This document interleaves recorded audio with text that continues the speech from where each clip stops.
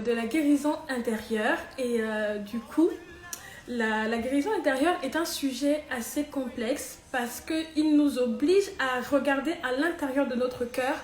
Très souvent, on veut avoir une très bonne apparence, on veut être présentable et on ferme parfois notre regard intérieur parce qu'on a mal, parce qu'on n'a pas envie de souffrir, justement, de penser à ce qui nous fait mal, de penser à ce qui peut vraiment nous rendre tristes. Mais je crois que cette année 2020 a été vraiment très complexe pour plusieurs.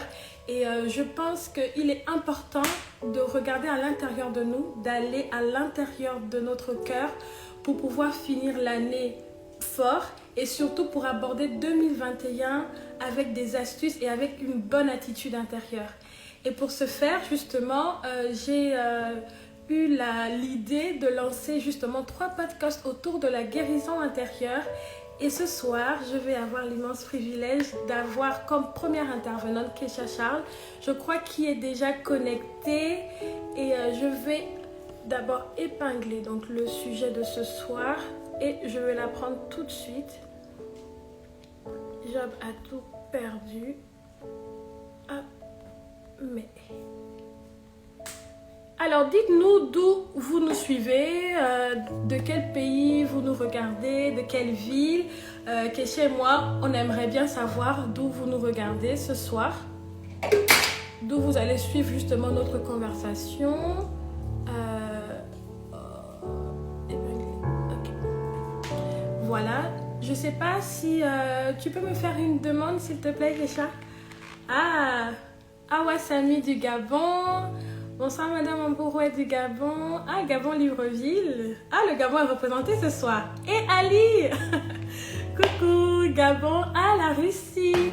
Alors c'est Élu Grâce. Très contente, très heureuse. Demoiselle Eva de Lyon. Très heureuse que vous soyez là ce soir. Oui, le Gabon est vraiment là. La France. Coucou la France. Je ne sais pas si je peux avoir une demande. Keisha, si tu es là, ce serait bien que tu me fasses une demande. Alors, ok. Alors, d'où vous nous suivez? Alors, on a dit le Gabon, la Russie, la France, Lyon, Paris. Paris. Salut Yannick. C'est un plaisir. La voilà. Coucou. Je ne sais pas, je ne t'entends pas. Si tu peux parler, je vais voir. Moi, je t'entends super bien. D'accord, super. Moi aussi, je t'entends. Mais quel privilège de t'avoir. Alors, je vous dis, c'est une femme toute pétillante, toute rayonnante, pleine de lumière. Et je pense que ce soir, nous allons être hyper bénis de t'avoir. Comment vas-tu? Ça va? Je vais super bien et toi? Oui, ça va très bien, par la grâce de Dieu. J'avais vraiment hâte de t'avoir ce soir, justement, pour nous parler de ce que tu sais bien dire, de toutes tes expériences et surtout de la guérison intérieure. Et comme je te disais, moi, honnêtement, j'ai besoin de guérison intérieure. Et tiens-toi bien, j'ai préparé mes mouchoirs. Mais non. Mais si, parce que, en fait, si tu veux, l'année était vraiment difficile. Honnêtement, à mon niveau, l'année était très difficile. Et du coup, je pense qu'on a besoin d'avoir ces clés-là pour avoir une meilleure attitude intérieure et justement pour bien finir 2020 et pour vraiment partir en 2021 vraiment très fort, tu vois. Et donc, du coup, moi, c'est un privilège de t'avoir. Alors, pour tous qui ne te connaissent pas, est-ce que tu peux te présenter en quelques mots? Qui est Keisha Charles? Alors déjà, merci. Je tenais à te dire merci pour l'opportunité que tu me donnes de parler de Dieu d'abord, de parler de mon expérience aussi. Et merci parce que je vais utiliser ta plateforme pour partager ma petite expérience. Maintenant, je suis qui? Je suis une simple servante de Dieu. Je suis pasteur. Peut-être pas simple, une très forte servante de Dieu. Je suis pasteur de l'église Pérez Chapelle du Gabon et je travaille aussi. Je travaille à part être pasteur et je fais aussi dans des affaires. Donc c'est ça le pasteur Keisha, je suis célibataire, sans enfant. D'accord. Multipotentiel en fait. D'accord. Et ben, en fait, ce soir, comme tu le sais, on va aborder le thème Job a tout perdu, mais. Et avant d'aborder ce thème, déjà, je veux remercier à toutes les personnes qui ont posé des questions, qui ont envoyé des questions par rapport à ce thème.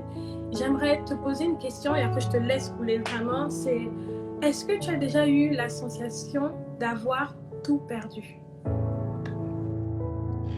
Alors, je dirais que toute ma vie, s'il faut décrire ma vie ou donner un titre à ma vie, c'est la perte. Ok. Je crois que j'ai passé ces dernières années à perdre des gens, à perdre des opportunités, à perdre des choses. Donc, s'il faut donner véritablement un titre à ma vie, c'est la perte. Wow. En 2004, j'ai perdu mon père. En 2008, j'ai perdu ma mère. Et pour couronner le tout, pendant que je me disais, OK, j'ai perdu mon père, j'ai perdu ma mère, donc j'ai mon fiancé, je me suis fiancée, je me dis, OK, j'ai au moins quelqu'un sur qui je peux compter, j'ai au moins quelqu'un qui va devenir mon père, qui va devenir ma mère. Et malheureusement, en 2012, 6 mois avant le mariage, il décède. Wow. Donc, je peux dire que j'ai perdu beaucoup de gens qui me sont chers, j'ai perdu beaucoup de choses. Donc, voilà. Wow. Ok, mais je te laisse couler. Déjà, j'ai les larmes dans les yeux. Je te laisse nous Alors, parler par rapport à ce thème, justement. Comment tu as fait pour guérir de l'intérieur et aller de l'avant? j'ai découvert beaucoup de choses en ce qui concerne la perte et le Seigneur m'a emmené à comprendre beaucoup de choses par rapport aux épreuves par lesquelles je suis passée. Le Seigneur m'a premièrement montré qu'il ne donne pas des épreuves à n'importe qui.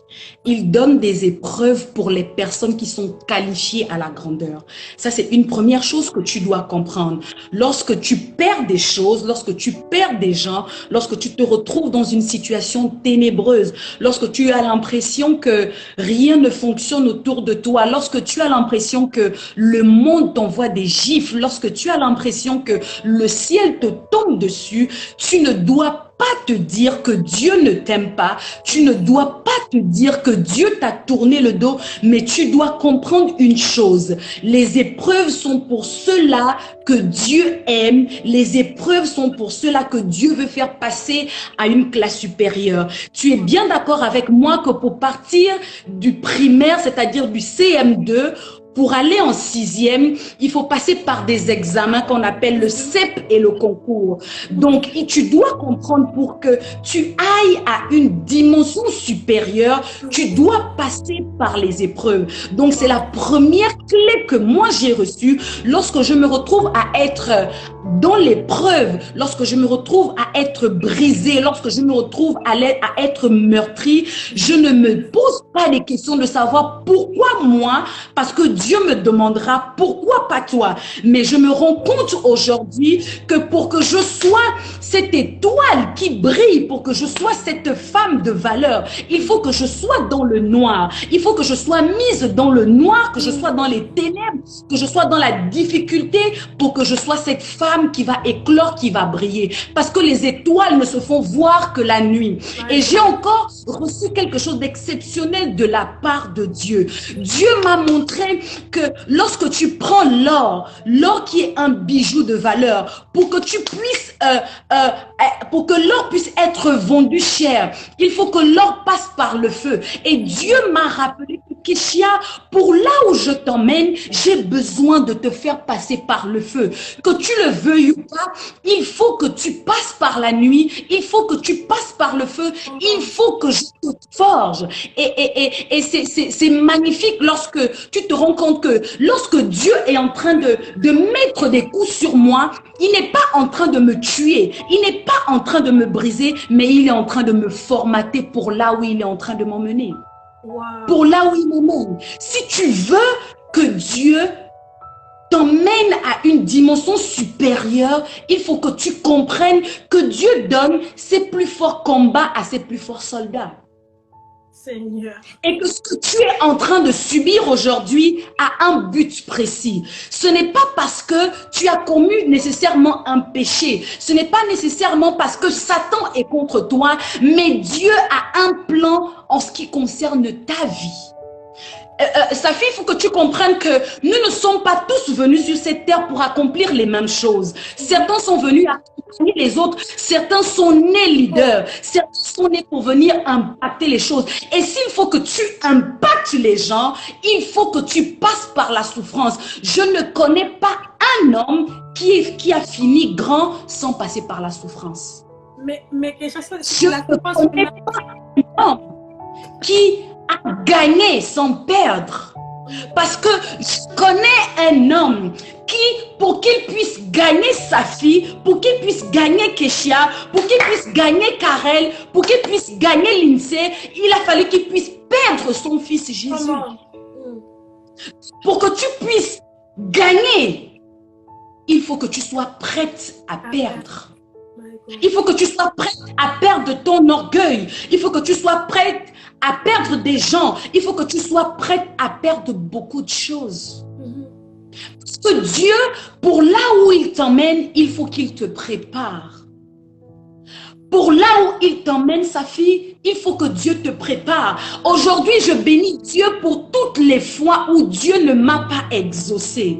Et je t'assure que si tu comprends que Dieu sait ce dont on a besoin, tu vas arrêter de pleurer. La Bible dit que qui, de par ses inquiétudes, ajoutera une coudée de plus à sa vie. Si tu comprends qu'il ne s'agit pas seulement de toi, sa fille, mais il s'agit des gens et des générations qui viendront après toi, tu vas commencer à te réjouir dans l'épreuve. Parce que Paul pouvait dire que je me réjouis dans l'affliction. C'est dans l'affliction que je me réjouis. Parce que l'affliction va créer en moi la persévérance. Et la persévérance va me conduire à la victoire. Wow. Si aujourd'hui je suis en vie, parce que je ne peux pas te cacher, ça fait qu'il m'est arrivé de vivre des situations horribles. Ces personnes qui me connaissent vous diront que plusieurs fois j'étais dans la voiture, j'ai entendu une voix me dire « Ouvre la portière et jette-toi et finis avec ta vie ». C'était tellement terrible pour moi. Je me suis dit, Satan, tu as osé me parler et il faut que ça cesse.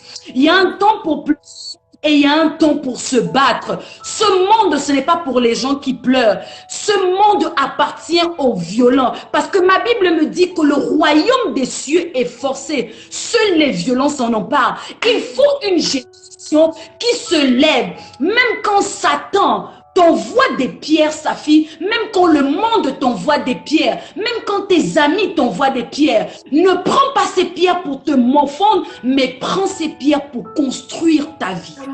Comment? Parce que ce sont ces épreuves qui seront des échelles que tu vas gravir pour atteindre ta destinée prophétique. J'ai envie de dire à quelqu'un que si Satan savait qu'attaquer Jésus allait faire naître une génération de femmes comme moi, Satan n'aurait pas tué Jésus. Si Satan savait que prendre ma mère, que prendre mon père, que prendre mon fiancé allait me rapprocher de Dieu, il n'allait pas le faire. En vérité, Job a tout perdu, mais j'ai envie de dire à quelqu'un que Job, il a manqué quelque chose que Job n'a pas perdu. Job a tout perdu excepté Dieu. Tu peux perdre des amis, tu peux perdre du travail, tu peux perdre un mari. Mais si tu as Dieu avec toi dans ta barque, tu as la majorité absolue, sa fille. Tu as la majorité absolue. Il n'y a rien que tu puisses gagner qui soit aussi important que gagner Dieu. Il n'y a rien que tu puisses perdre qui soit aussi valeureux qu'avoir Dieu avec toi. Lorsque tu as Dieu, tu as tout.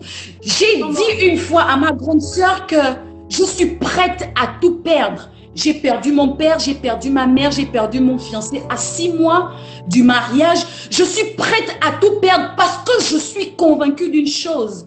Que ce que Dieu a mis en moi, le monde ne peut le contenir. Et il faut que tu comprennes une chose. Tu ne peux pas parler de ce que tu n'as pas vécu. Dieu, parfois, te fait passer par des situations pour que tu puisses parler à quelqu'un comme toi. Et aujourd'hui, je comprends que Dieu, il m'a fait passer par le feu. Pour que tu nous parles. Amen. Pour plusieurs raisons. Dieu m'a fait passer par le feu. Et j'ai envie de parler d'Exode 20. Depuis que j'ai commencé à prêcher, je n'ai pas encore parlé de ce que j'avais dans le cœur. Je ne suis qu'à la préface de ce que j'avais à dire. Amen.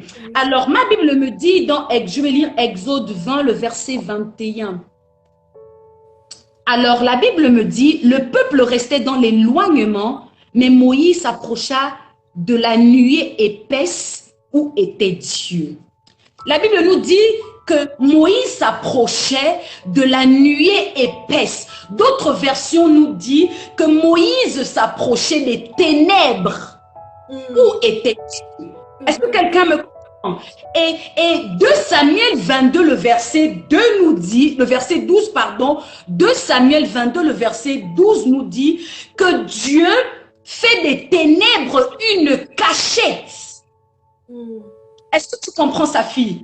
Dieu fait des ténèbres une cachette. Dieu fait des problèmes une cachette. Dieu fait des difficultés une cachette. Et la Bible nous dit encore dans 1 Roi 8, le verset 18, que l'Éternel veut habiter dans l'obscurité. L'Éternel veut habiter dans les ténèbres. Et 187, le verset 2 nous dit, les nuages ou la nuée et l'obscurité épaisse l'entourent et l'environnent. Donc, c'est-à-dire que plusieurs fois, on a attribué la lumière seulement à Dieu. On a attribué les ténèbres seulement à Satan. Aujourd'hui, je veux changer la mentalité de quelqu'un.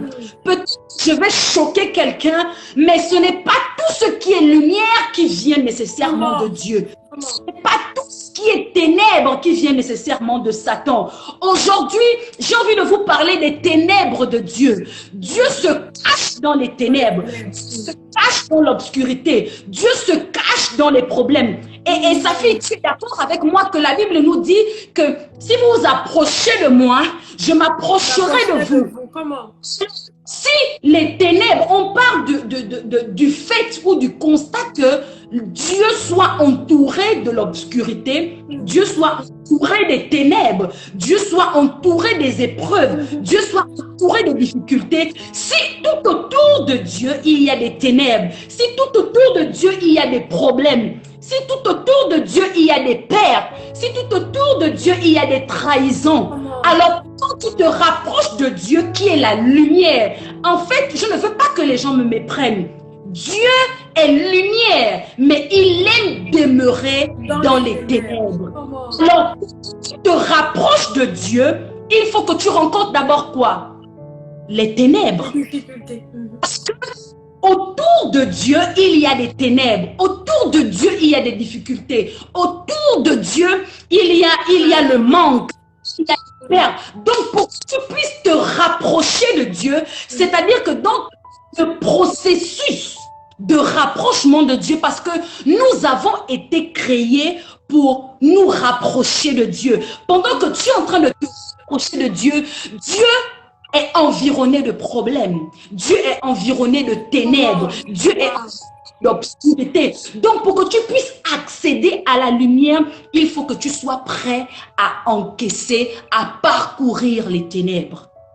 Il faut que tu sois prêt à perdre. Parce que pour rencontrer la lumière qui est à l'intérieur, mais ça fait le problème avec les gens de nos jours, c'est que lorsqu'ils rencontrent les ténèbres, ils veulent rebrousser chemin parce qu'ils se disent que souvent c'est compliqué. Je viens de perdre mon père et ma mère alors que je venais à peine de connaître Christ. Alors que je dis, que je vais arrêter de forniquer alors que je dis que je veux arrêter de vivre une vie de débauche. Regarde comment je me retrouve avec un fiancé infidèle. Je me retrouve avec quelqu'un qui vient juste blaguer avec moi et tu veux juste abandonner. Mais je suis venue dire à quelqu'un ce soir que tu es dans les ténèbres. Tu n'as pas le droit de rebrousser chemin. Continue d'avancer parce que au tunnel, l'Éternel des armées t'attend là-bas dans sa lumière. My God. David pouvait dire que quand je marche dans la vallée de l'ombre de la mort, je ne crains aucun mal. La Bible n'a pas dit que quand je m'arrête dans la vallée de l'ombre de la mort, quand je marche, en fait, l'attitude à avoir dans les ténèbres, c'est de marcher et de ne pas s'arrêter. Que rien ne te stoppe. Aucune déception ne te stoppe afin d'atteindre ta destinée. Parce que tu dois comprendre, Safi, que pour nous les chrétiens, la destinée est très importante. Et parce que tu as une grande destinée, Satan nécessairement viendra t'attaquer. Dieu permettra à Satan de faire certaines choses parce qu'on connaît tous l'histoire de Job. C'est Dieu qui était assis, qui a dit à Satan que est-ce que tu as vu mon serviteur Job lorsque tu as parcouru la terre? En fait, c'est Dieu qui a tiré l'attention de Satan vers Job. Donc, ce n'est pas tout ce qui est malheur qui nous arrive qui vient nécessairement de Satan. Mais c'est Dieu qui est en train de te forger. C'est Dieu qui est en train de te transformer. C'est Dieu qui est en train de t'aiguiser. C'est Dieu qui est en train de changer la personne que tu es. Afin que tu deviennes quelqu'un d'exceptionnel. Afin que tu deviennes quelqu'un sur qui on peut compter. Afin que tu sois, on va dire quoi, une personne solide. Afin que tu sois une femme de substance. Si tu n'as pas vécu les difficultés, tu n'es pas appelé à la grandeur. Et hier à l'église, j'ai dit aux gens que si tu n'as pas d'épreuves, si tu n'as pas de problème, en réalité, Dieu ne s'occupe pas de toi. Satan même aussi ne te calcule pas. Et si Satan ne te calcule pas, c'est que tu n'es pas un danger. Et toi et moi, parce que notre destinée est grande, on a besoin d'être un danger. Parce que je me souviens que pendant que Jésus venait de naître, même les rois mages ont dit, il faut qu'on aille adorer.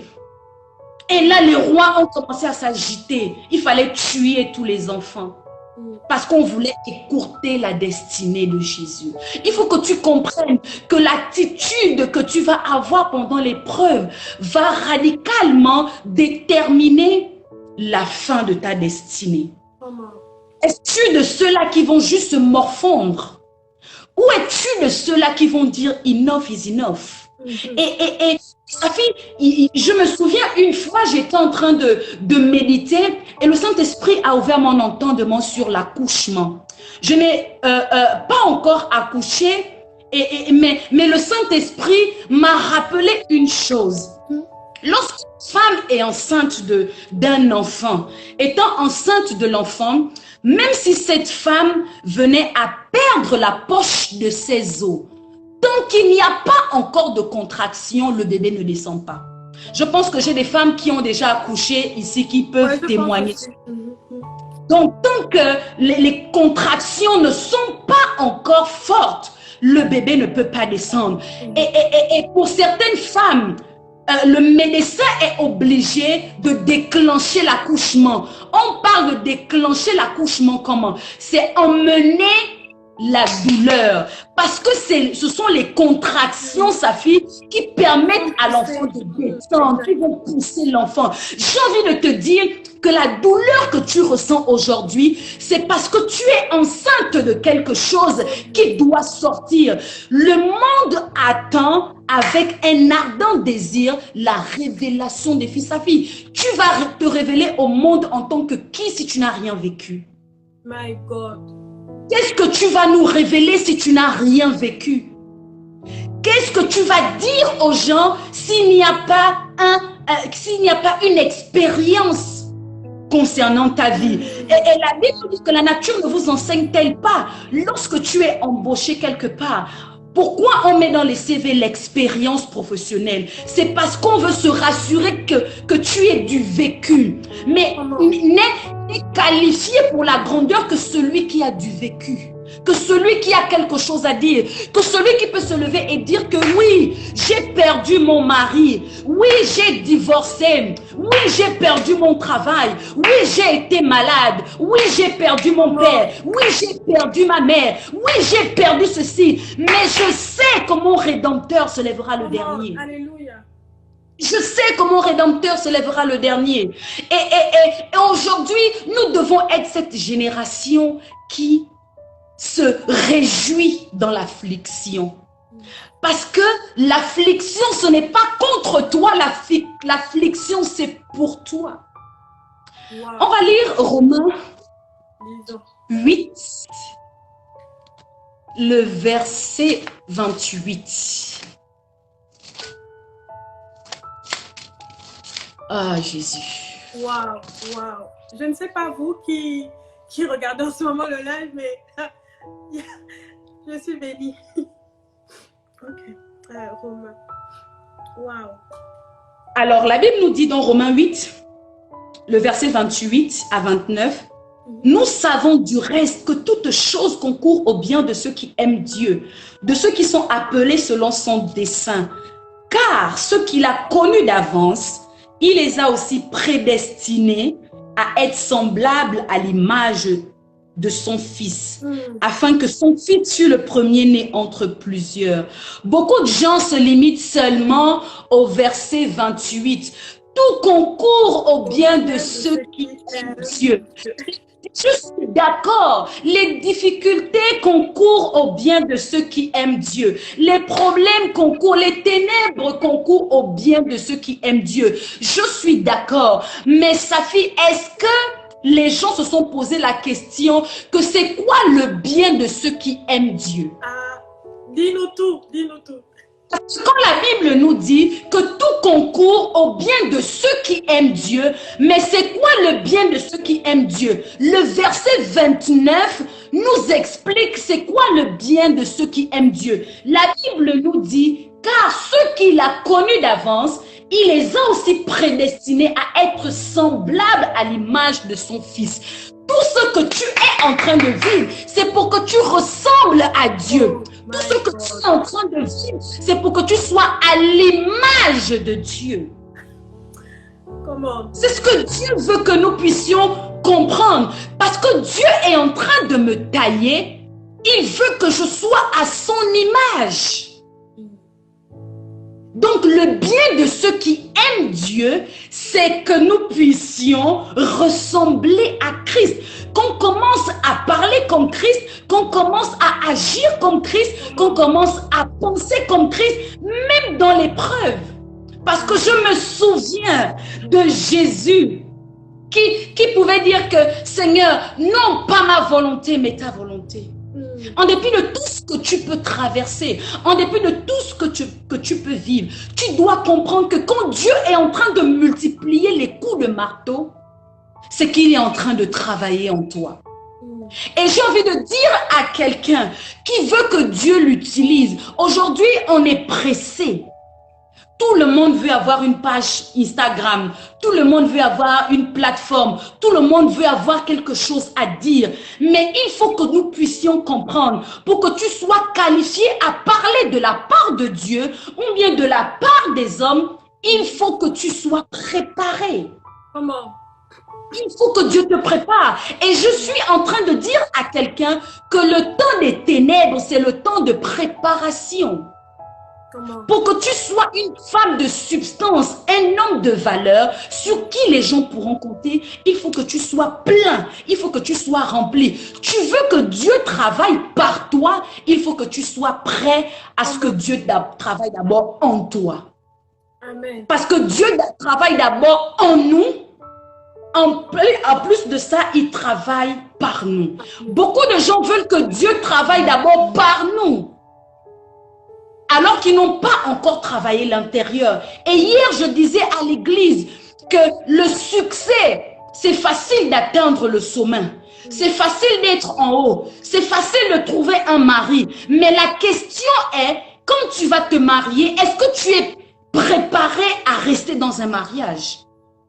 Et je bénis Dieu aujourd'hui de ce que je ne sois pas mariée parce que, Safi, je t'assure que j'aime tellement ma liberté. Je prépare quand je veux, je mange quand je veux, et ce que je veux, je me lave quand je veux.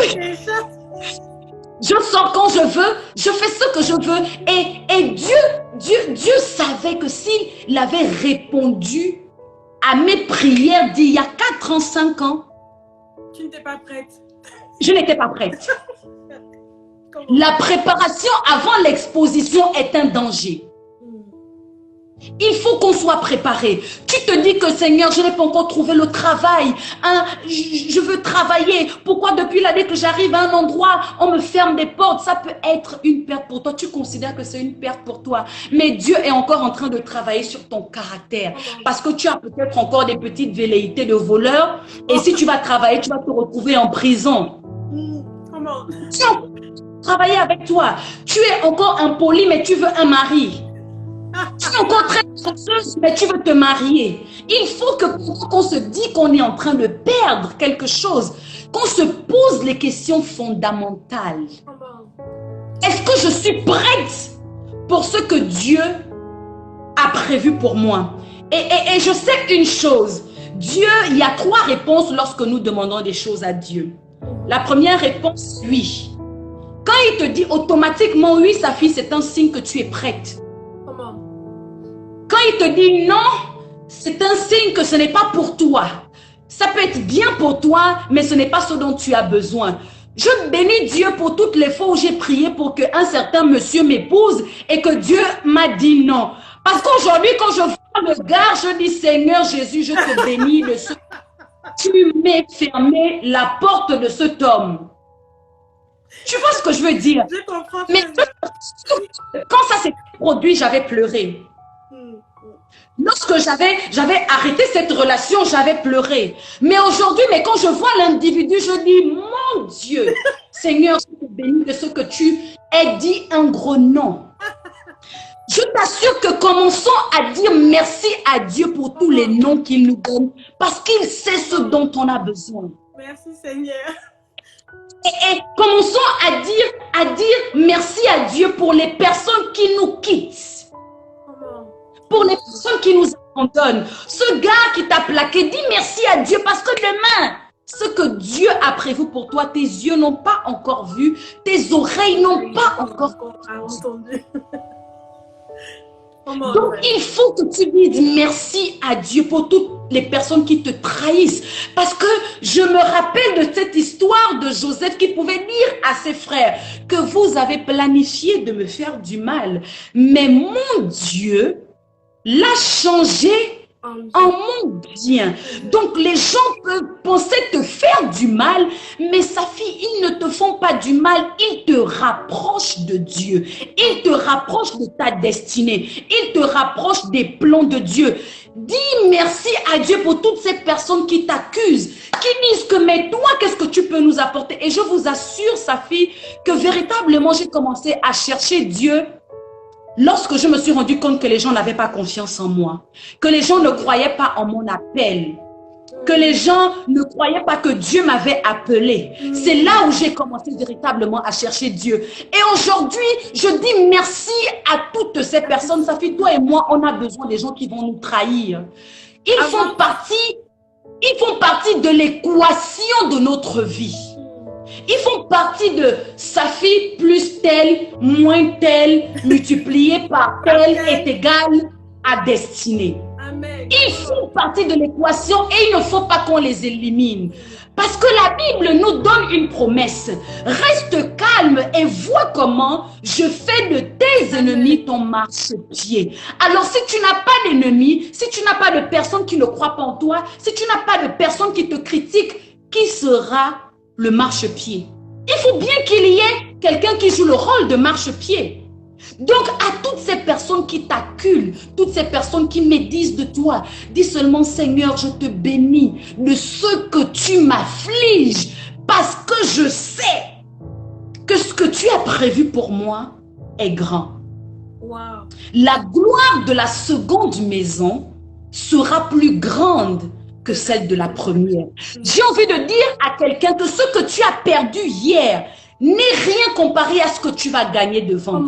Le diable pensait qu'en prenant les enfants de Job, en prenant les biens de Job, le bétail de Job, la vie de Job était foutue. Mais la Bible nous dit que Job, après qu'il ait perdu ses enfants, ses biens, sa maison, il a eu des enfants qui étaient les plus belles de la contrée. Donc, c'est-à-dire que les filles qu'il a eues, peut-être qu'elles n'étaient pas merveilleusement créées, parce que la Bible nous dit que nous avons été merveilleusement et craintivement créées. Donc, peut-être qu'elles étaient juste craintivement créées. Mais aujourd'hui, Job, lorsqu'il regarde aux enfants qu'il a eu après, il se rend compte que entre ce que j'ai perdu et ce que j'ai gagné, il n'y a pas match.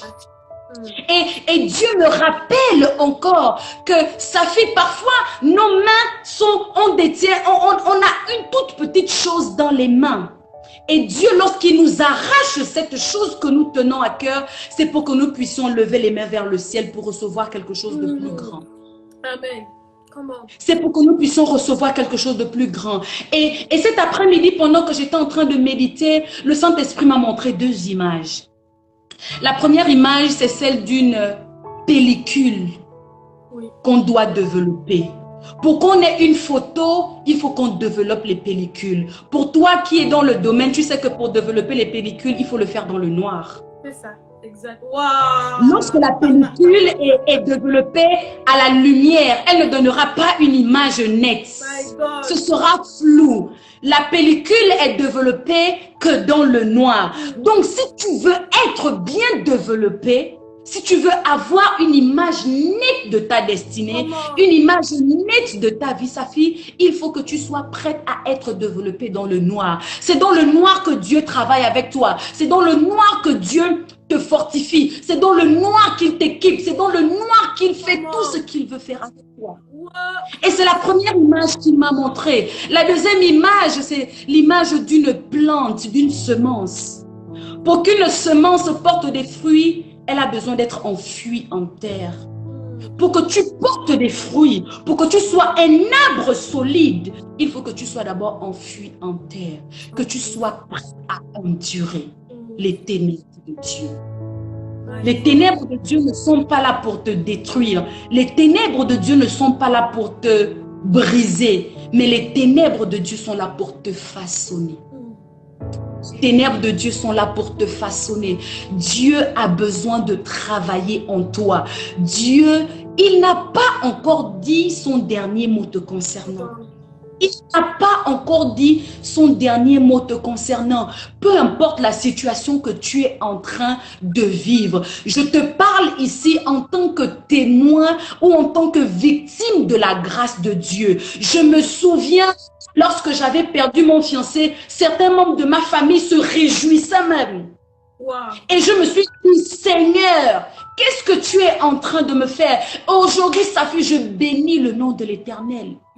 Pour toutes ces épreuves, tu as besoin de la douleur pour enfanter. Tu as besoin de perdre pour gagner.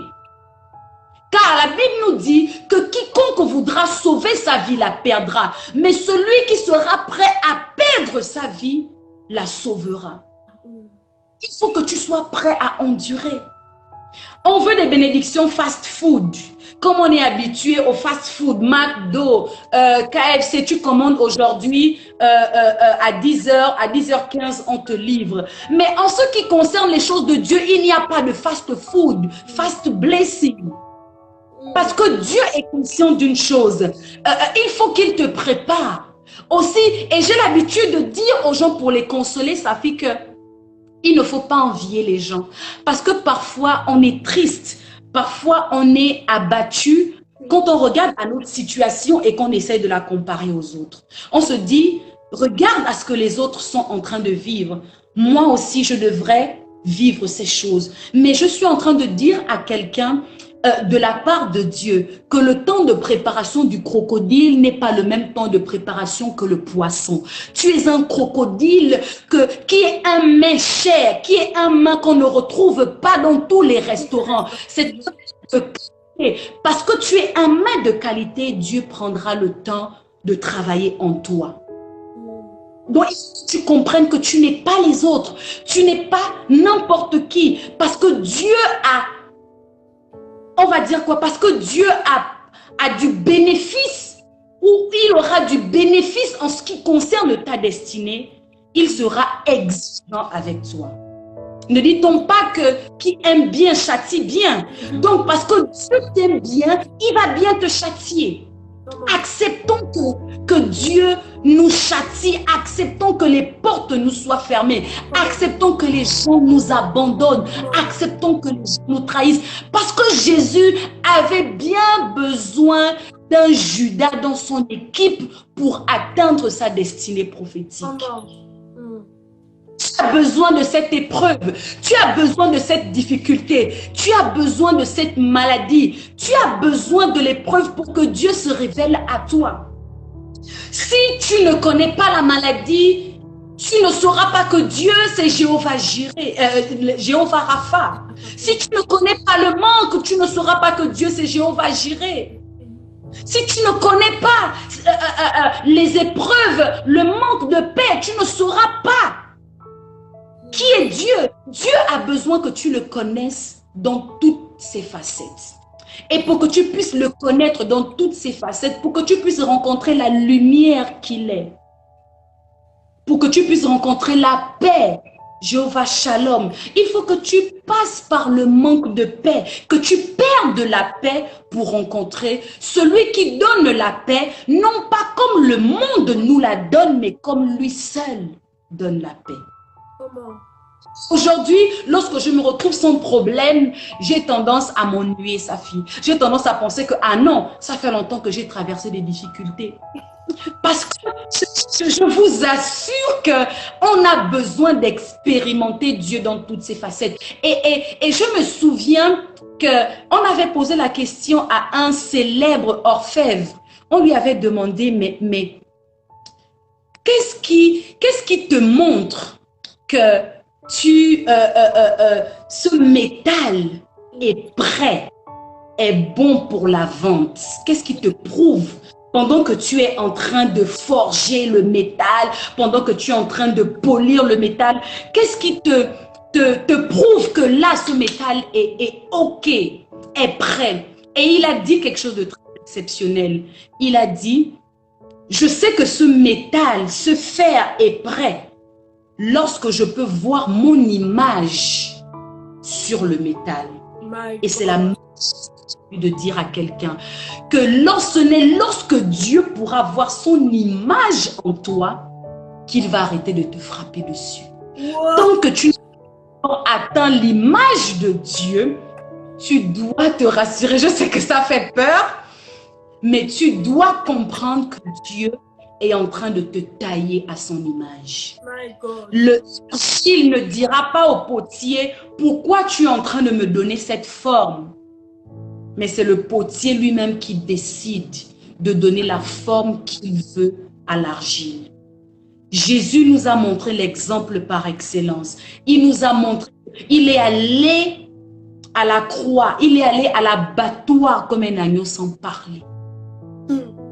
Si tu veux accomplir de grandes choses, tu dois comprendre que les grandes choses ne s'accomplissent que dans les ténèbres, que les grandes choses ne s'accomplissent que dans les difficultés. Les grandes choses ne s'accomplissent que lorsqu'on perd. Job a tout perdu excepté Dieu. Tu peux perdre ton travail, mais tant que tu as Dieu à tes côtés, tu as la majorité absolue. Tu peux perdre un mariage, mais tant que tu as Dieu avec toi, celui qui a envoyé cet homme vers toi va envoyer un autre homme vers toi. Mais, un homme plus excellent. Un homme plus excellent, oui. Je vais te demander, donc je vais te poser une question parce que c'est vraiment monté dans mon cœur.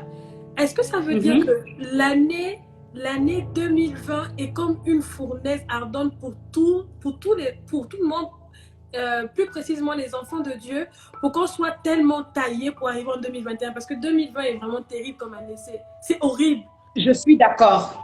Wow. Je suis d'accord parce que je me souviens que j'avais eu une conversation avec quelques personnes et je leur avais dit que ce confinement était important parce que Dieu nous voulait seul à seul avec lui. Comment?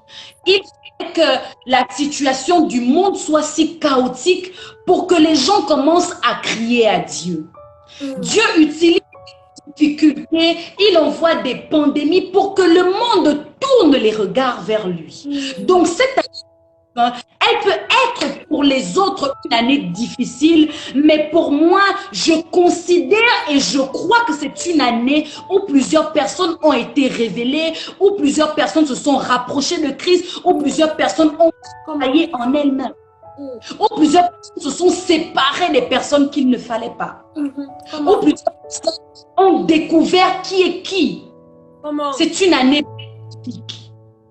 C'est une année où les gens ont appris à rendre grâce à Dieu pour le souffle de vie, où les gens ont appris à chérir la vie, où les gens, quand ils se lèvent le matin, sortent de chez eux, quand ils rentrent, ils disent merci Seigneur de ce que tu m'as préservé.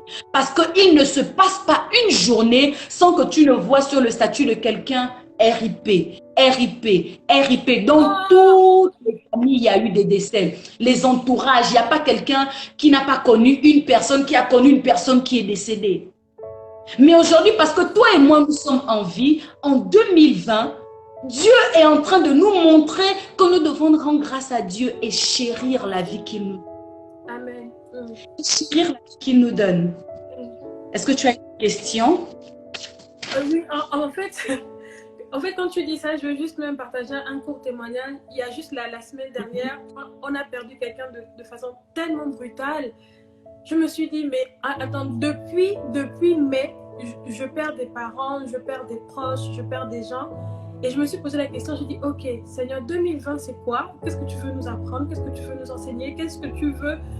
Comment tu veux qu'on puisse continuer à vivre avec même la peur d'avoir un appel, de te dire que quelqu'un est mort, ou même toi-même, tu peux te dire, sûrement peut-être demain, je peux partir. Tu sais, tu commences à avoir une psychose et notre intérieur est tellement blessé parce qu'il y a tellement de douleurs qu'on n'a pas eu le temps de process, qu'on t'apprend que là, tu as encore de perdre un truc. On t'apprend que... Et c'est tellement rempli à l'intérieur qu'on se dit, comment se vider en fait? Comment maintenant, finalement, malgré ces douleurs-là, continuer à avancer? Comment je fais avec tout ce poids? Parce que j'ai vraiment mal dans mon cœur. J'ai tellement mal d'avoir perdu cet oncle-là que je me dis parfois que en fait c'est encore une blague, que peut-être qu'il va encore apparaître, tu sais. Et je me pose la question, je dis mais comment faire maintenant là tout de suite là? Parce que j'ai pas envie d'être comme ça. J'ai pas envie d'avoir ce cœur tellement meurtri. Je me dis sinon je peux rien faire en fait, tu vois. Et je me demande comment faire pour processer ça et avancer parce que je veux pouvoir être bien taillé, comme tu viens de nous dire là pour 2021. D'accord. Alors, je vais lire Matthieu 26 à partir du verset 38. Il leur dit alors, « Mon âme est triste jusqu'à la mort. » Je crois qu'aujourd'hui, tu es en train de dire que ton âme est triste jusqu'à la mort. Exact. Tu te poses beaucoup de questions. Parce que là, c'est Jésus qui est en train de parler. Jésus qui est Dieu a ressenti cette émotion de tristesse. Donc, c'est normal que tu sois triste. C'est normal que tu ressentes cette douleur. Parce que Jésus dit, mon âme est triste jusqu'à la mort. Mais là, Jésus nous apprend comment nous accrocher à lui. Comment supporter et comment surmonter ces difficultés, ces pertes. Il dit, restez ici et veillez avec moi. La première chose que je veux dire à quelqu'un, quand tu es dans des situations difficiles, et tu conviendras avec moi que Safi, il y a des moments où tu as tellement mal que tu n'as plus la force de parler. Tu n'as plus la force d'expliquer. Il y a des gens qui peuvent encore faire que parce qu'ils traversent des difficultés, ils vont expliquer aux gens. ils appellent la multitude quand ils sont tristes. Il y en a qui vont écrire sur les réseaux sociaux, je suis triste, on m'a fait ceci, on m'a fait cela, on m'a fait ceci, on m'a fait cela. Mais Jésus nous montre aujourd'hui l'exemple parfait. Il dit aux disciples, restez ici. C'est important, sa fille, quand tu traverses des situations difficiles, de ne pas être entouré de beaucoup de gens. On vous dira que c'est bien d'avoir beaucoup de gens quand on traverse des difficultés. Moi, je vous dis qu'il faut parfois rester seul quand on traverse des situations difficiles. Seul, mais pas seul. Je vais vous donner la suite. Jésus dit aux disciples, restez ici. C'est vrai qu'on a besoin des gens. C'est vrai qu'on a besoin des bonnes personnes. Il vaut mieux rester seul qu'avoir des mauvaises personnes autour de nous. Il y a des gens qui traversent des difficultés dans leur foyer et parce qu'elles ont expliqué la difficulté qu'elles traversaient dans leur foyer à une personne, la personne leur a donné un mauvais conseil. La personne leur a donné de mauvaises idées. La personne leur a donné des mauvaises directions. La personne a commencé à donner des mauvais commentaires par rapport à la difficulté ou par rapport à la situation que la personne est en train de traverser. J'ai envie de dire à quelqu'un, quand tu traverses des difficultés, ne sois pas prêt ou ne sois pas prompte à aller parler à la multitude. Ne sois pas prêt à expliquer tes problèmes aux gens parce que demain, ça peut être retourné contre toi. Jésus a dit aux disciples, restez là, je suis triste, je suis meurtri, mais restez ici. Et la suite nous dit, puis ayant fait quelques pas en avant, c'est-à-dire qu'il s'est éloigné un peu de la foule. Il s'est éloigné de la foule pour faire quoi? Pour se rapprocher de Dieu. Tu as besoin de t'éloigner de la multitude, de la foule, des mauvaises voix, des mauvaises pensées, de tout ce qui peut être source de distraction autour de toi pour te rapprocher de Dieu. Ayant fait quelques pas, donc tu quittes la foule, tout ce qui peut te pousser à te morfondre, tout ce qui peut te pousser à te plaindre encore plus pour te rapprocher de Dieu. Et j'aime bien ce que le verset 39 nous dit, il se jeta sur sa face. Donc, une autre chose que tu dois faire, quand on parle de se jeter à terre, c'est se jeter sur sa face. On nous parle de proskuneo, qui signifie adorer. Adorer, c'est se prosterner, se jeter à terre. Donc, Jésus nous montre que dans la difficulté, sa fille, pendant que tu es en train de pleurer, pendant que tu es en train de te morfondre, pendant que ton âme est abattue au-dedans de toi, il faut que tu adores Dieu. On n'adore pas Dieu seulement quand tout va bien, mais la véritable et la vraie adoration, c'est lorsque les portes nous sont fermées. Adore Dieu quand c'est difficile, sa fille. Adore Dieu quand ça ne va pas. Adore Dieu quand tu es en train de pleurer. Adore Dieu quand tu ne comprends pas ce que le monde est en train de faire. Adore Dieu quand on te trahit. Adore Dieu quand on te ferme des portes. Adore Dieu quand on te critique. Adore Dieu quand tu perds. C'est le secret véritable. Lorsque tu te retrouves en train de pleurer, je sais qu'il y a des gens qui vont témoigner avec moi que moi, il m'est arrivé il y a quelques jours, je me sentais triste au-dedans de moi. J'ai mis des louanges. Safi, si tu t'envoies cette vidéo, tu vas rigoler. J'ai dansé pendant que j'étais en train de pleurer. Comment? Je dansais, j'ai transpiré. Et je me suis souvenu que Dieu dit que nous ne sommes pas différents des païens si nous disons merci quand on nous fait du bien. Parce que même le païen, quand on lui fait du bien, il dit merci. Mais le véritable adorateur qui adore Dieu en esprit et en vérité, c'est celui-là qui adore Dieu quand tout va mal. Quand il ne comprend pas, quand il est dans le chaos, quand tout le monde s'attend à ce que tu pleures, quand tout le monde s'attend à ce que tu abandonnes, adore ton Dieu. Parce que l'adoration a une puissance qui libère la joie en nous. Et quand tu es en train d'adorer, après l'adoration, ça fait, tu sais qu'il m'est arrivé d'entendre Dieu rire. D'entendre Dieu se moquer de moi, j'ai expérimenté cela. Je suis allée dans la présence de Dieu hyper triste, hyper angoissée, mais parce que j'étais en train d'adorer, parce que j'étais en train de chanter, parce que j'étais en train de communier avec Dieu. Dieu me parlait et j'ai fini par comprendre qu'en fait, je suis ridicule. Le sujet pour lequel je suis en train de pleurer, je suis ridicule. Tu as besoin, tout le monde a besoin d'expérimenter ça. J'appelle ça la louange et l'adoration prophétique. Où tu es en train d'adorer Dieu, non pas pour ce que tu as, non pas pour ce que tu as perdu, mais pour ce que tu es sur le point d'avoir. Comment? L'adoration prophétique, c'est en quelque sorte être sur le terrain en train d'acclamer Dieu pendant que tu es au banc de touche, mais tu es en train d'acclamer Dieu qui est en train de jouer sur le terrain. Il est en train de jouer contre Satan. Ce n'est pas à toi la guerre, c'est à Dieu la guerre. C'est à Dieu la vengeance. C'est à Dieu ce combat. La Bible dit que ce combat n'est pas le tien. C'est le combat de l'Éternel. Donc, parce que Dieu est en train de combattre pour toi, Safi, qu'est-ce que tu vas faire pour encourager Dieu? Tu es assise au banc de touche, tu es en train d'acclamer Dieu, pour lui dire que Seigneur, je te dis merci, parce que je sais que bientôt tu vas marquer un but me concernant.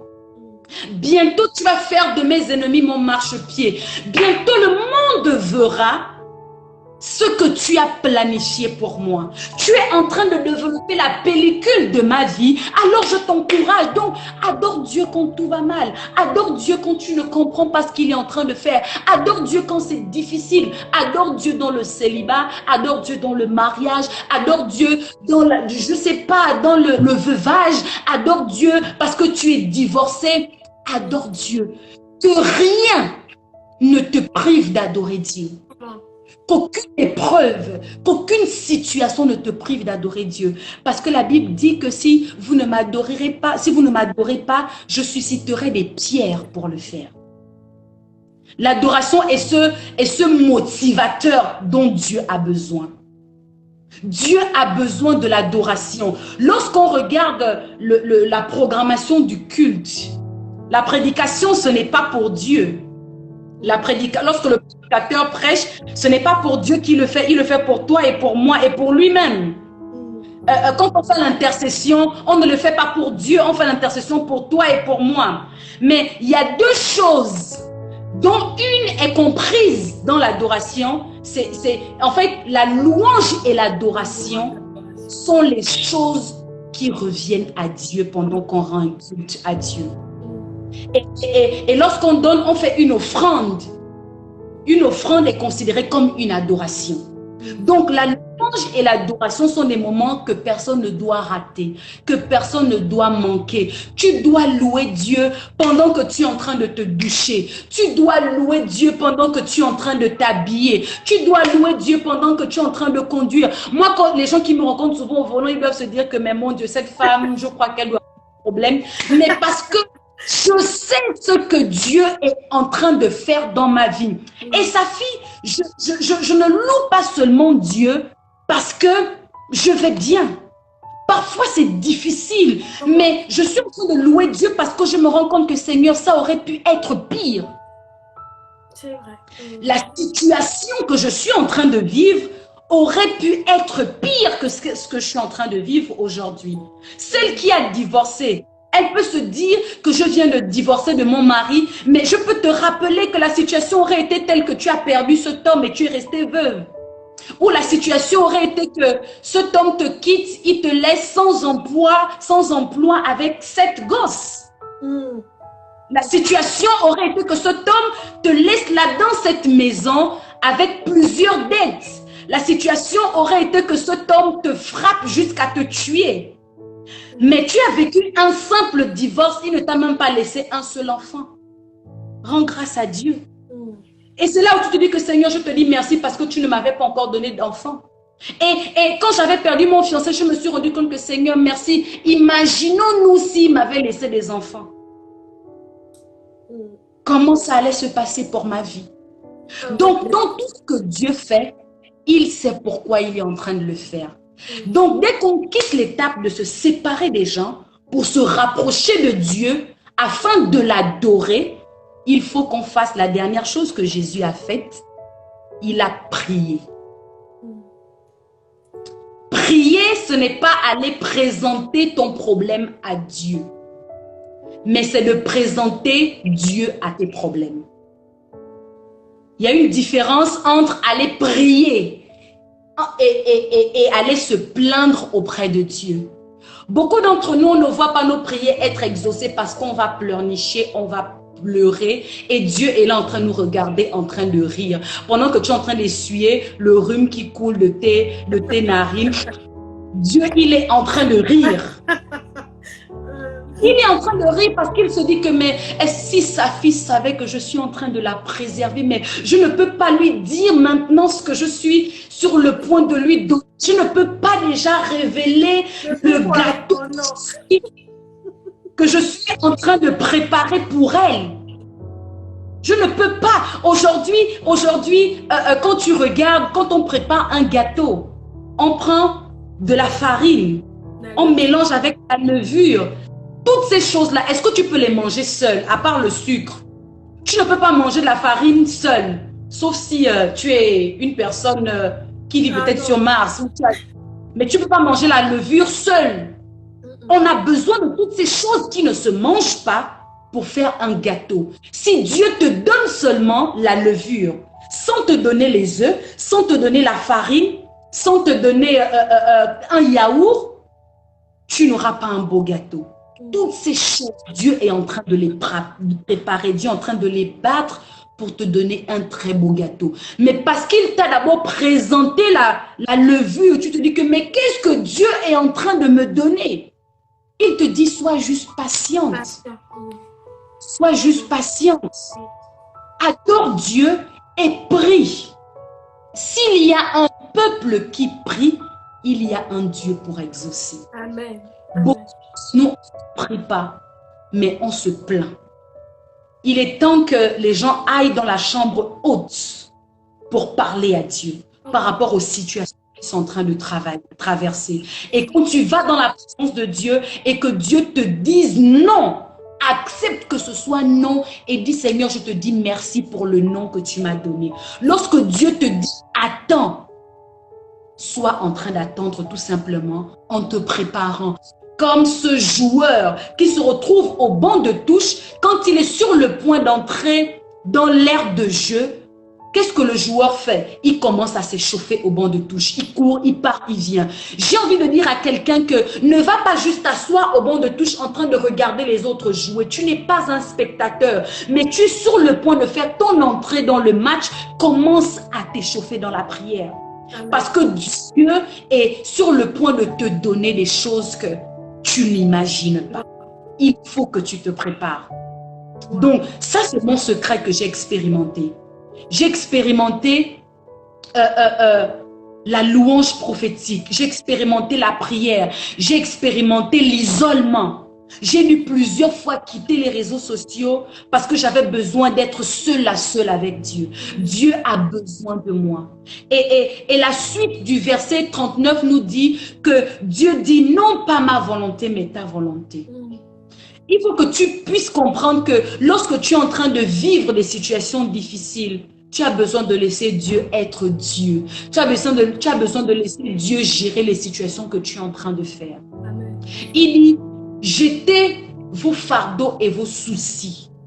En anglais, on dit cast. Et j'ai cherché l'étymologie de cast. En fait, quand on dit cast, c'est prendre quelque chose et lancer. Quand tu donnes quelque chose à Dieu, tu ne dois plus te soucier de ce que tu as donné à Dieu. Si tu as confié un problème à Dieu, tu n'as plus besoin de te soucier. Je pense que si quelqu'un va voir le président de la République, lui explique sa situation et le président de la République te dit « Je vais gérer ton problème, calme-toi ». Beaucoup d'entre nous, on va se calmer et avoir confiance au président de la République. Mais parce qu'on ne voit pas physiquement Dieu, on est toujours en train de s'agiter, bien qu'après avoir demandé, après avoir confié un problème à Dieu, on continue de se plaindre. On continue de regarder, est-ce que Dieu gère? Est-ce que Dieu gère? Mais commençons véritablement à faire confiance en Dieu dans la difficulté et à croire que Dieu a prévu une destinée glorieuse pour moi. Donc, celui qui a commencé cette belle œuvre en moi, il va la parachever. Et si Dieu a parlé, il le fera assurément. Safi, je veux te rassurer que tu ne peux pas perdre quelque chose sans que Dieu ne le permette. Et si tu commences à comprendre ces choses, tu vas te dire que Dieu a permis que je perde telle chose parce qu'il a certainement quelque chose qu'il veut me donner. Il faut qu'on ait un autre regard sur la difficulté, un autre regard sur l'épreuve. Et ça va complètement changer les choses. Te dire que Dieu m'aime. Voilà pourquoi je suis sélectionnée pour l'épreuve. En fait, parce que je vis la preuve de l'amour de Dieu pour moi est que je me retrouve dans les difficultés. Car Dieu t'a tant aimé le monde qu'il a donné. Car Dieu t'a tant aimé le monde qu'il a choisi de perdre son Fils. Donc, lorsqu'on se retrouve en train d'être éprouvé, c'est une preuve qu'on est aimé de Dieu. Et nous devons avoir une autre attitude lorsque nous traversons des épreuves. Parce que si on n'a pas la bonne attitude, les mêmes choses vont se répéter. Et hier, je disais à l'église que toute leçon non apprise sera reprise pour maîtrise. Toute leçon non apprise sera reprise pour maîtrise. Pour que tu puisses passer en classe supérieure, il faut que tu apprennes les leçons. Et Dieu ne va pas te faire sauter les étapes. Tu ne peux pas quitter du CP1 pour la 6e. Il faut que tu fasses le CP2, le C1, ainsi de suite. Tant que tu ne passes pas tes classes, tant que tu ne lis pas tes cours, tant que tu ne lis pas la parole de Dieu pour comprendre quelle est l'attitude que tu dois avoir dans l'épreuve, les mêmes épreuves vont revenir. Wow. Donc, il faut qu'on change d'attitude dans l'épreuve, qu'on commence à se réjouir. Quand tu vis des difficultés, tu dis, Seigneur, je te rends grâce parce que je sais que tu es sur le point de me bénir financièrement. Et souvent, je me suis retrouvée en train de perdre beaucoup d'argent. Et je me dis, waouh, ça veut dire que Dieu est sur le point de me bénir financièrement. Amen. Et je l'ai expérimenté. J'ai expérimenté des ventes miraculeuses. Parce que je venais à peine de perdre beaucoup d'argent, je finis par vivre la pêche miraculeuse parce que j'ai fait confiance en Dieu.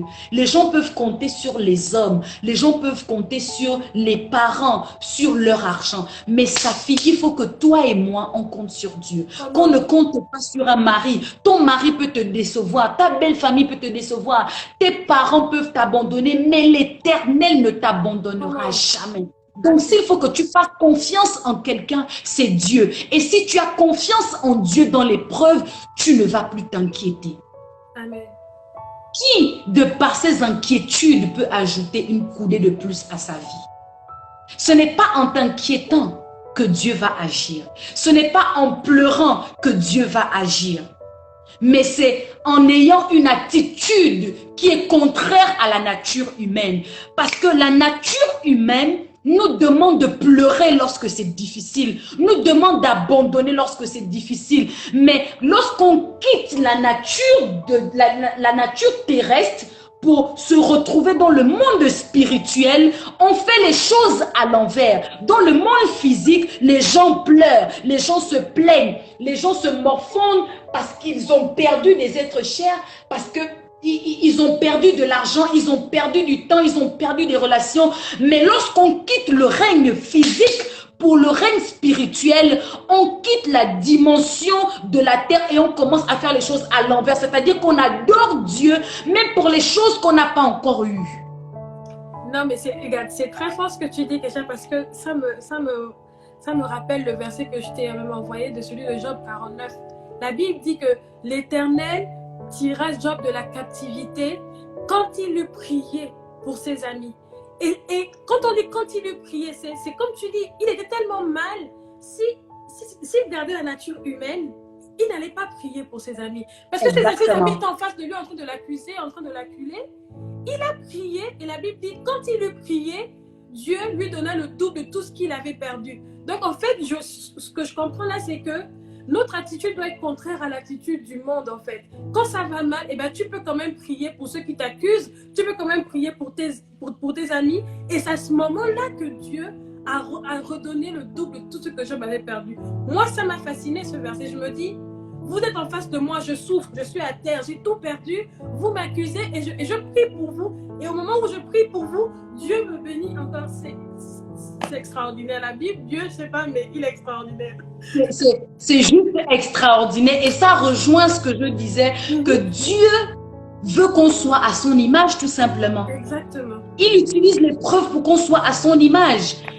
Dieu pouvait tout simplement exterminer du revers de la main la terre. Mais il a enduré. Est-ce que beaucoup d'entre nous, on est prêt à endurer? On veut grandir. On veut des grandes choses. Est-ce qu'on est prêt à endurer? Est-ce qu'on est prêt à endurer? Et moi, j'ai l'habitude de dire que je ne considère pas une personne comme étant amie véritable si toi et moi, on n'a jamais eu des problèmes. Exact. Les problèmes de l'amitié. Parce que je ne t'ai pas encore vu dans ton mauvais jour. Comment? Il faut qu'on se frotte véritablement. Comment? Et qu'on se frotte. Et quand on revient ensemble, là, notre amitié a été mise à l'épreuve. Mais aujourd'hui, nous sommes dans des relations fast-food. Tu me fais quelque chose, je te chasse. Je ne supporte pas les bêtises. Tu me fais un petit truc, tu disparais de ma vie. Et Dieu, il ne fonctionne pas comme ça avec nous. Dieu prend du temps et il faut qu'on soit aussi prêt à endurer. Parce que Dieu a besoin de ces amis-là qui vont pouvoir te dire que ça fait ce que tu es en train de faire n'est pas bien. Même si ça te fait mal, mais tu vas au-dedans de toi et tu te dis, oui, Seigneur, travaille. Il faut que tu aies des amis qui te reprochent des choses et toi, tu n'aimes pas demander pardon et Dieu t'oblige à aller demander pardon. Tu es en train d'aller avec la douleur au cœur pour dire, Seigneur, Dieu est en train de tuer ton orgueil parce que pour là où tu vas, tu as besoin de l'humilité parce que Dieu résiste aux orgueilleux et fait grâce aux humbles. Donc, quand Dieu, et il y a une chose que j'ai expérimentée, Dieu va mettre autour de toi des personnes dont tu as réellement besoin, mais qui ne seront pas comme toi. Tu vas avoir des gens qui vont toujours te faire des reproches. Parce que toi, tu n'aimes pas qu'on te fasse des reproches. Mais parce que Dieu veut que tu ailles quelque part, il va mettre des gens qui vont toujours te faire des reproches. Et ça va t'énerver, mais Dieu, il s'en fout que ça t'énerve. Il veut atteindre un but, c'est de te briser. Comment? Vous savez, quand on voit dans Marc, il y a, les évangiles nous parlent de ça, dans Marc, dans Jean, on nous parle de ça, on nous parle de Jésus qui devait multiplier, qui devait nourrir la foule. Il a le choix entre renvoyer la foule et leur donner à manger. Et il a demandé, est-ce qu'il y avait quelque chose à acheter, il y avait quelque chose à manger pour donner aux gens. Et là, on lui dit, il y a un petit garçon qui a du pain et du poisson. Ce petit garçon, il a pris son pain et son poisson, il a donné. Donc, il a choisi de perdre quelque chose. Et il a donné ce pain et ce poisson à Jésus. La Bible nous dit quoi? Que Jésus a rompu. Il a brisé le pain et il a distribué. Tu dois comprendre une chose, sa fille, pour que tu sois une bénédiction pour les autres, tu dois premièrement accepter de perdre. Comme ce petit garçon a perdu son pain et son poisson, et tu dois accepter d'être brisé pour être une bénédiction. Avant d'être distribué, on doit d'abord te briser. Beaucoup, on veut être révélé sans être brisé. Et je peux voir Dieu travailler en Joseph. Je peux voir Dieu travailler en David. Je ne sais pas comment je n'arrive pas à prêcher sans parler de David parce que David est en quelque sorte fait partie de l'histoire de ma vie.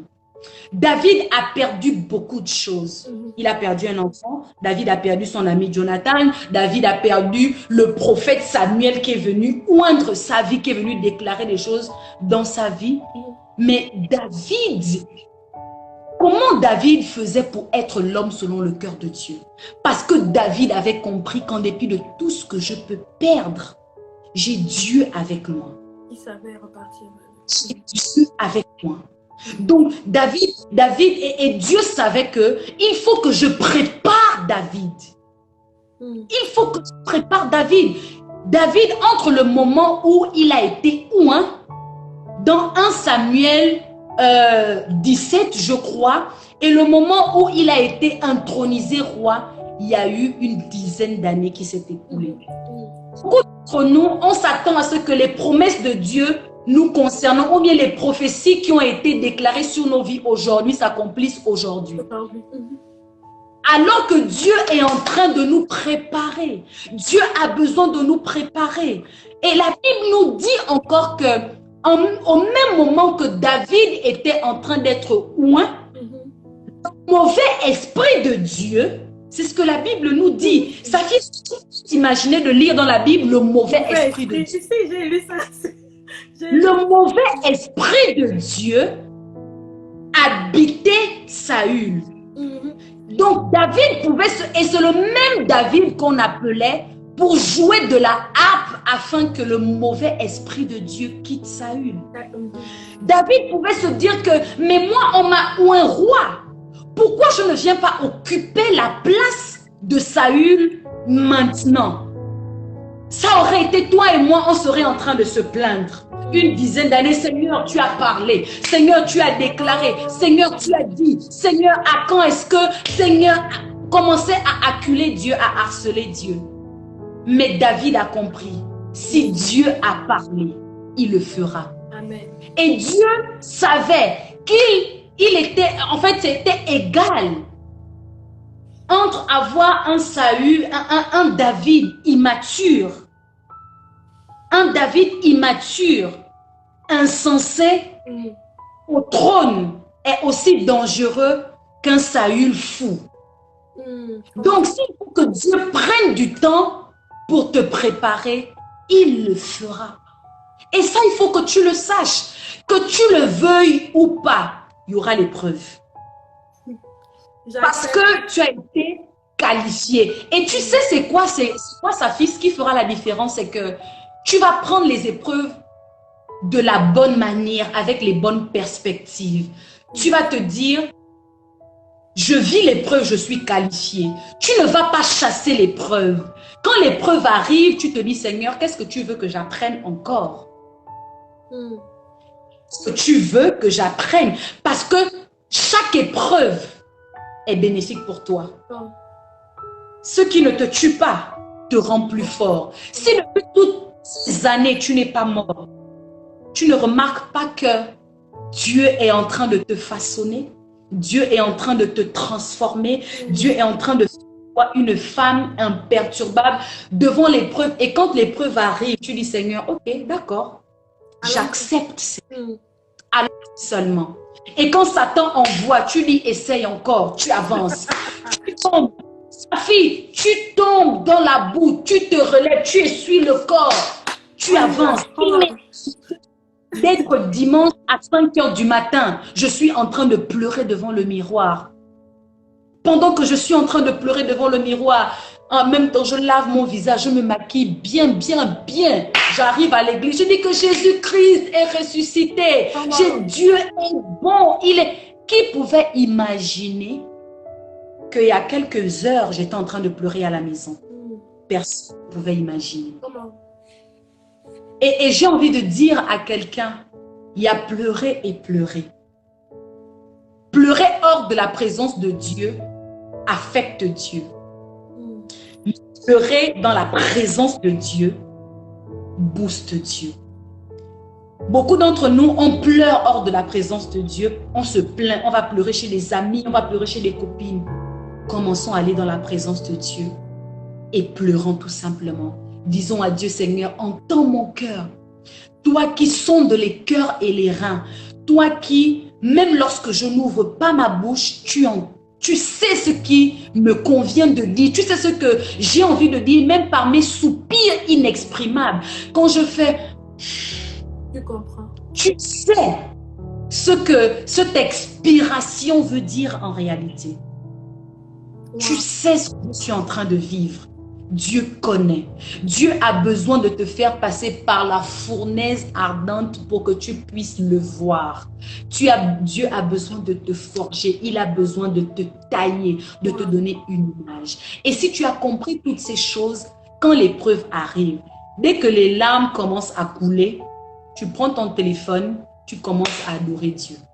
Avec ta louange. Si tu sais chanter, entonne des cantiques toi-même.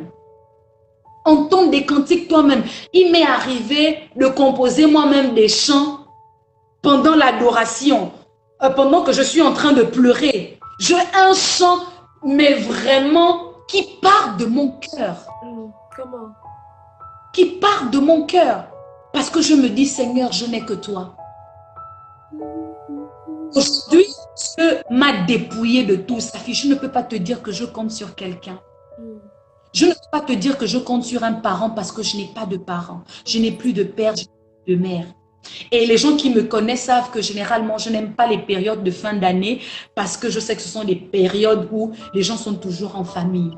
Je n'aime pas ces périodes de fête parce que je me retrouve souvent seule. Je n'ai plus de père, je n'ai plus de mère, je n'ai pas un fiancé, je n'ai pas un mari, je n'ai pas d'enfant. Mais je me dis, Seigneur, tant que je t'ai toi, j'ai la majorité absolue. Et quand je me retrouve seule, je dis seulement, Seigneur, je veux t'adorer. Oh, Saint-Esprit, viens et remplis ma vie.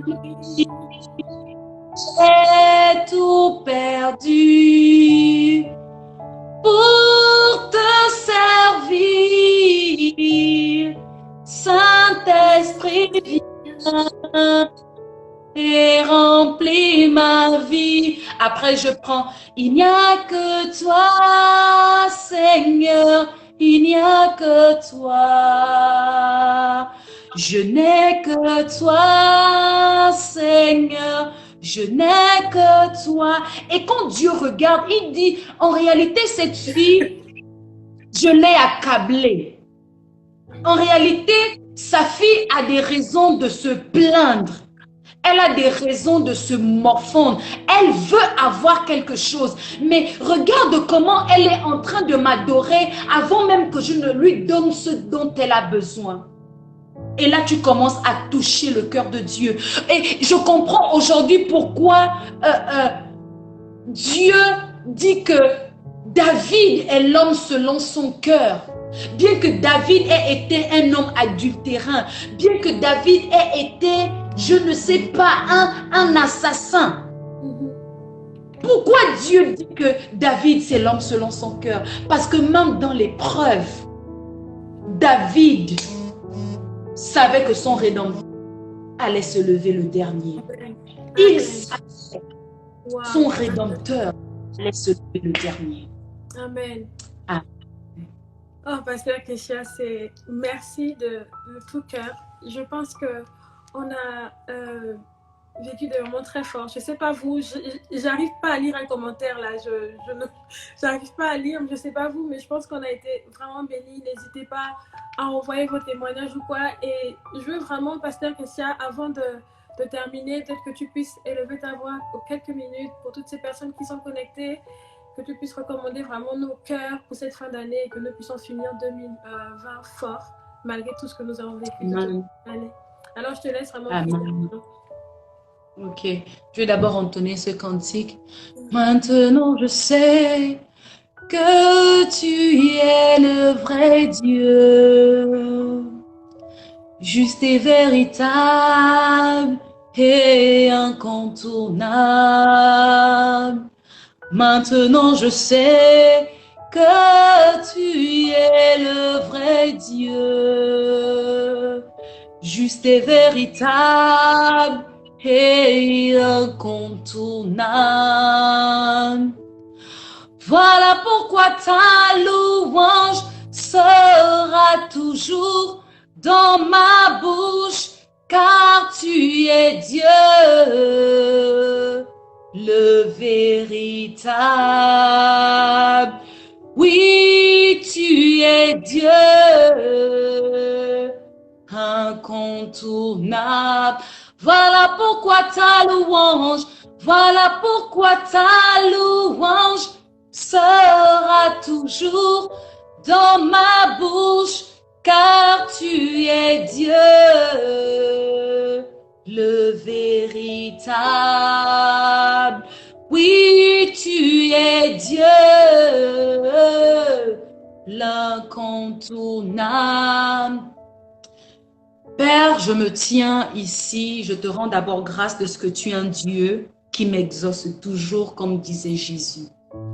Je te dis merci, Seigneur, parce que tu as permis que nous puissions être là. Seigneur, je t'ai dit que même s'il faut qu'une seule personne soit transformée, je serai satisfaite.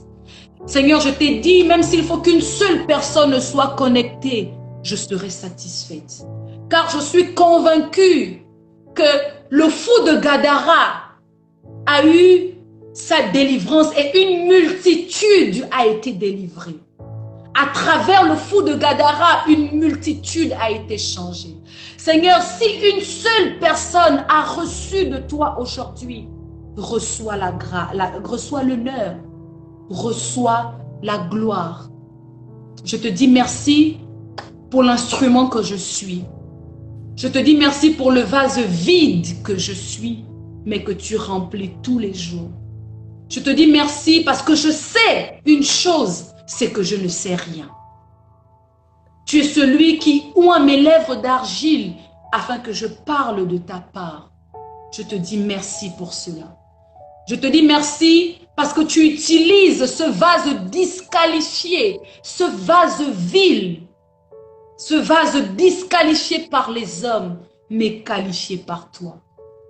Seigneur, je lève ma main vers le ciel pour cette femme, pour cet homme, pour cette fille, pour cette dame qui crie à toi. Cette personne qui a besoin d'être réconfortée. Seigneur, tu dis que tu enverras l'épreuve, mais tu trouveras toujours le moyen de nous faire sortir de cette épreuve. Je prie, Papa, que tu puisses fortifier quelqu'un ce soir.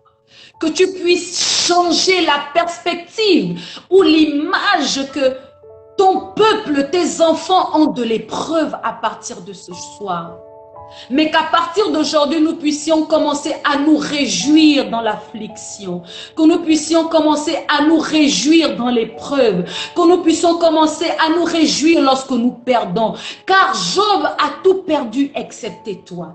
Nous pouvons tout perdre, mais tant que nous avons Jésus avec nous, nous avons la majorité absolue. Seigneur, je prie pour cette femme divorcée. Je prie pour cet homme malade. Je prie pour cette femme qui a besoin d'une relation. Je prie pour cette femme qui cherche désespérément le travail. Je prie pour cette femme qui cherche désespérément un enfant. Je décrète et je déclare que son ventre enfante maintenant dans le nom de Jésus. Je prie maintenant pour ce couple qui a besoin d'être restauré. Que la paix soit installée, que l'amour soit installé. Je prie maintenant pour cette personne qui est meurtrie, qui a perdu un être cher, qui se pose des questions de savoir pourquoi j'ai perdu mon père, pourquoi j'ai perdu ma mère, pourquoi j'ai perdu mon mari, pourquoi j'ai perdu mon oncle, pourquoi j'ai perdu mon ami. Je prie pour cette personne, afin que cette personne soit fortifiée. Que cette personne reçoive la force de Dieu. Je décrète et je déclare à tous ceux qui entendent Et au son de ma voix, recevez la force de là où vous êtes. Recevez la force dans vos cœurs. Recevez la force dans vos pensées. Recevez la force dans vos os. Recevez la force dans votre morale. Recevez la force dans vos émotions. Soyez forts. Soyez forts. Que le faible dise que je suis fort. Je décrète la force. J'impose la paix dans vos cœurs. Une paix qu'un homme ne peut donner. Une paix qu'aucun travail ne peut donner. Mais une paix que Dieu nous donne. Non pas comme le monde nous la donne. Amen. Recevez la paix de Dieu. Recevez le réconfort de Dieu. Mais rassurez-vous que Dieu ne peut pas vous éprouver au-delà de vos forces. Il vous a donné suffisamment de force pour les épreuves auxquelles vous êtes confrontés. Seigneur, donne un cantique nouveau à quelqu'un ce soir. Accorde à quelqu'un un chant nouveau. Donne à cette femme une raison de plus de te louer. Donne à cette fille une raison de plus de te célébrer. Donne à cet enfant une raison de plus de t'adorer. Donne à ces personnes qui m'écoutent une raison de plus de te célébrer. Je sais que tu n'es pas un homme pour mentir, ni le fils d'un homme pour te repentir. Ce que tu as dit, tu le feras. Pas probablement, mais assurément, tu le feras. Tu le feras, Seigneur. Je décrète et je déclare maintenant dans la vie de quelqu'un ce soir qu'il n'y aura plus de retard dans l'accomplissement des promesses de Dieu te concernant. Il n'y aura plus de délai dans l'accomplissement des promesses de Dieu te concernant. Que la main de Dieu soit sur toi. Je ne dirai pas à l'épreuve de cesser, parce que si je dis à l'épreuve de cesser, j'écourte ta destinée. Mais je dirai à Dieu de te fortifier. Je dis à Dieu d'être avec toi. Il n'a pas dit qu'il t'abandonnera. Il est avec toi dans cette épreuve. Marche avec assurance dans la vallée de l'ombre de la mort parce que Dieu est avec toi. Dieu est avec toi. Amen. Il ne t'abandonnera pas. Il ne t'abandonnera pas. Il ne te délaissera pas. Il ne t'abandonnera pas. Il est avec toi. Il tient ta main. Je vois Dieu en train de poser sa main sur le cœur de plusieurs femmes.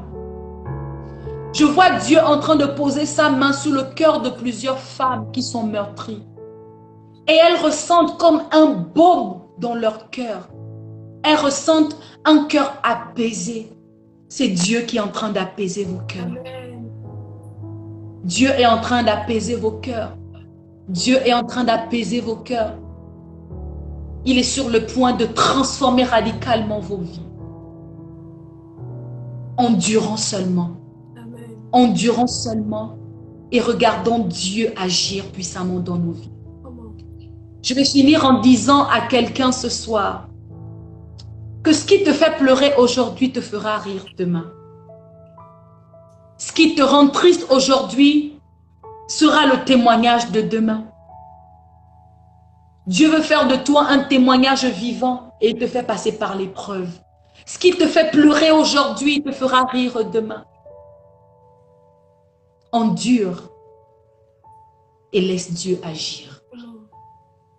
Je décrète une saison de paix, une saison de joie, une saison d'allégresse dans vos cœurs. Que cette saison soit une saison fructueuse pour vous. Que cette page qui est fermée, tournée, soit derrière.